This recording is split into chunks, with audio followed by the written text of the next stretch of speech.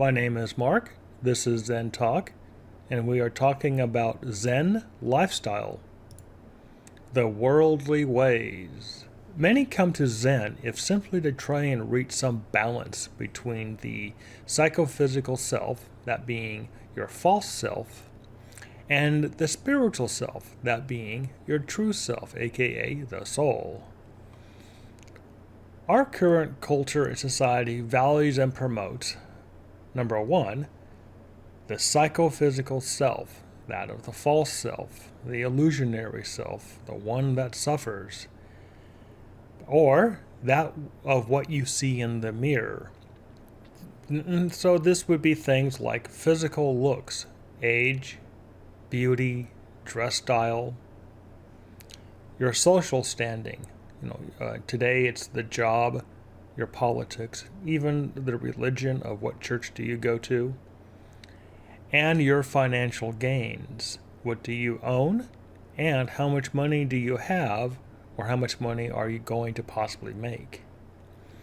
The second thing that our culture values and promotes is conformity, analytical process, and order following. All of these two issues, the above, creates immense suffering for those who are caught up in it. The simple life. Zen often becomes the symbol of simplicity and the idea of life not only in balance but in harmony with nature. This ideal is just that, an ideal. For many who come to Zen often think they have to become a monk or nun, or live in some isolated monastic Zen community. Many have tried this, and this is what they have found. Number one, whatever problems they have had in the world at large follows them. And number two, one just swaps one set of materialistic ways for another set of materialistic ways. Nothing changes. For the simple life is not what you do or where you are at. Rather, the simple life is a state of mind.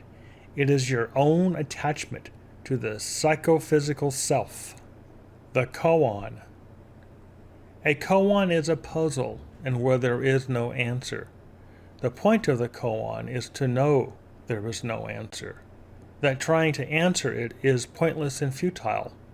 This is often initial Zen training for some, to bring them to a point in where they realize that there are some things in where there is no solution, no fix, and no answer to.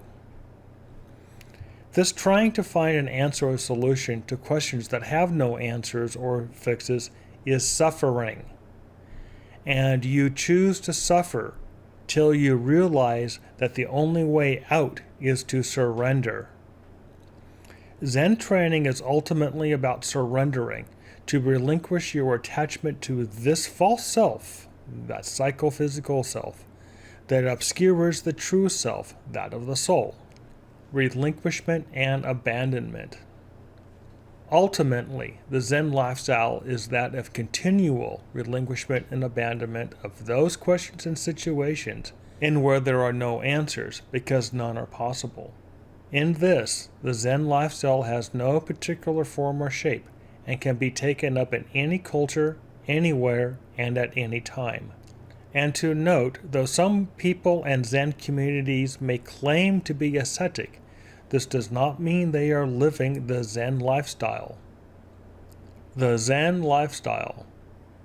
To live the Zen lifestyle is to be free of the petty demands of the psychophysical self, that false self that only sees itself reflected as suffering in the unfolding manifest phenomenal existence.